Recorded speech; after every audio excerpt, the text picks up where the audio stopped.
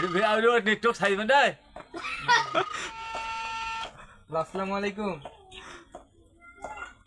ওয়ালাইকুম আসসালাম। কেমন আছো? হ্যাঁ ভালো আছি, তুমি কেমন আছো? এই তো ভালো আছি। হ্যাঁ ভালো আছো না? হ্যাঁ, আচ্ছা তুমি কার সঙ্গে আছো? এই জুয়েল মামার সাথে আছি। ওই মাদার চোরের সঙ্গে।